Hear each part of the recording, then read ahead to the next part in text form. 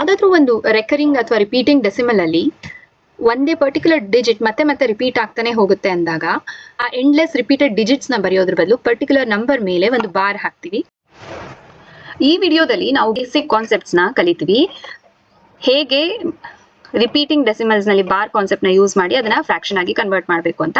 ಇದನ್ನ ಒಂದು series of shorts ಆಗಿ ನಾನು ಕ್ರಿಯೇಟ್ ಮಾಡ್ತಿದ್ದೀನಿ. ನೀವು ನೆಕ್ಸ್ಟ್ ವಿಡಿಯೋಸ್ ಅಲ್ಲೆಲ್ಲ ಇದನ್ನ ಎಕ್ಸಾಮ್ ಅಲ್ಲಿ ಯಾವ ರೀತಿ ಅಪ್ಲೈ ಮಾಡಬಹುದು, ಒಂದು ಈಕ್ವೇಶನ್ ಅಲ್ಲಿ ಇಂಥ ಕ್ವೆಶ್ಚನ್ ಕೊಟ್ಟಾಗ ಯಾವ ರೀತಿ ನಾವು ಇದನ್ನ ಅಪ್ಲೈ ಮಾಡಿ ಸಾಲ್ವ್ ಮಾಡ್ತೀವಿ ಅನ್ನೋ ಎಕ್ಸಾಂಪಲ್ಸ್ ಮುಂದಿನ ವಿಡಿಯೋಸ್ ಅಲ್ಲಿ ಇರುತ್ತೆ. ಬೇಸಿಕ್ ಆಗಿ ನಿಮ್ಗೆ ಎಕ್ಸಾಮ್ ಅಲ್ಲಿ ಏನ್ ಬರುತ್ತೆ ಅಂದ್ರೆ ಆ ರಿಪೀಟೆಡ್ ಡೆಸಿಮಲ್ ನ ಅಥವಾ ಬಾರ್ ಕಾನ್ಸೆಪ್ಟ್ ಅಲ್ಲಿ ಬರುವಂತಹ ಡೆಸಿಮಲ್ಸ್ ನ ನೀವು ಫ್ರಾಕ್ಷನ್ ಆಗಿ ಕನ್ವರ್ಟ್ ಮಾಡ್ಬೇಕಂತ.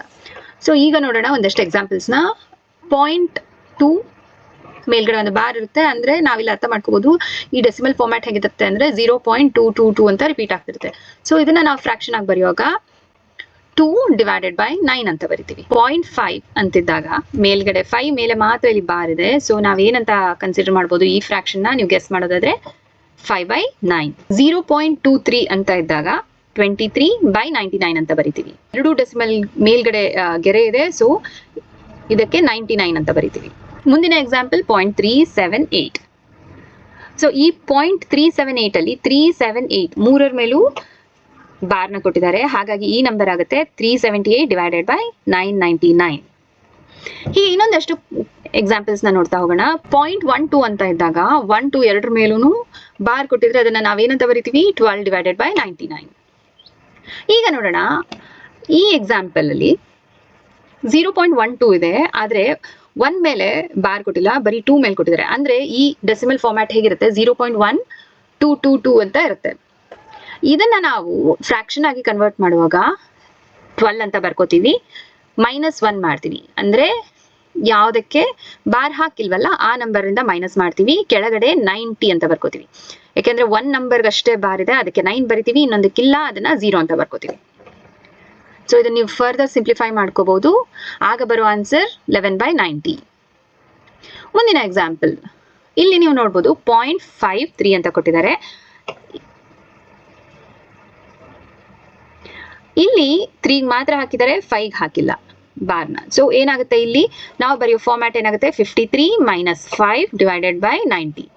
5 ಯಾಕೆ ಬರ್ದಿದೀವಿ ಅಂದ್ರೆ 5 ಮೇಲೆ ಬಾರ್ ಕೊಟ್ಟಿಲ್ಲ. ಇದನ್ನ ನಾವು ಫರ್ದರ್ ಸಿಂಪ್ಲಿಫೈ ಮಾಡಿದಾಗ ನಮಗೆ ಬರೋ ಆನ್ಸರ್ 48 ಡಿವೈಡೆಡ್ ಬೈ 90. 0.123 ಅಂತ ಇದ್ದು ಮೇಲ್ಗಡೆ ಕಂಪ್ಲೀಟ್ ಬಾರ್ ಕೊಟ್ಟಿದ್ರೆ ಈ ಡೆಸಿಮಲ್ ಹೇಗೆ ಕಾಣುತ್ತೆ 0.123 ಅಂತ ರೆಕರ್ ಆಗ್ತಿರುತ್ತೆ.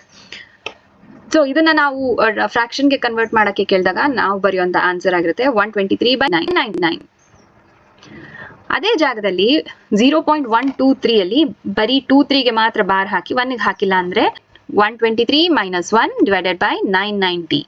ಸೊ ಯಾವ್ದಕ್ಕೆ ಬಾರ್ ಇರುತ್ತೆ ಅದಕ್ಕೆ 9 ತಗೋತೀವಿ, ಯಾವ್ದಕ್ಕಿರಲ್ಲ ಅದಕ್ಕೆ 0 ಅಪ್ಲೈ ಮಾಡ್ತೀವಿ. ಫರ್ದರ್ ಸಿಂಪ್ಲಿಫೈ ಮಾಡಿದಾಗ 122/990 ಬರುತ್ತೆ. ನೀವು ಬೇಕಿದ್ರೆ ಇದನ್ನ ಇನ್ನು ಫರ್ದರ್ ಸಿಂಪ್ಲಿಫೈ ಮಾಡ್ತಾ ಹೋಗ್ಬೋದು. ಹಾಗೆ ಇಲ್ಲಿ ಒನ್ ಮೋರ್ ಎಕ್ಸಾಂಪಲ್ ಇದೆ. 0.123 ಮಾತ್ರ ಬಾರ್ ಇದೆ. 123 - 12 ಆಗುತ್ತೆ ಡಿವೈಡೆಡ್ ಬೈ 900. ಯಾಕೆಂದ್ರೆ 12ಗೆ ಬಾರ್ ಹಾಕಿಲ್ಲ ಅದರಿಂದ ಮೈನಸ್ ಮಾಡ್ತೀವಿ. ಹಾಗೆ 3ಗೆ ಮಾತ್ರನೇ 9 ತಗೋತೀವಿ, ಉಳಿದ ಎರಡು ಡೆಸಿಮಲ್ಸ್ ಅಲ್ಲಿ ಏನಿದೆ ಆ ಎರಡು ಪಾಯಿಂಟ್ಸ್ಗೆ 0 ಹಾಕೋತೀವಿ ಡಿನಾಮಿನೇಟರ್ ಅಲ್ಲಿ. ಈಗ ಆನ್ಸರ್ ಆಗುತ್ತೆ 111/900.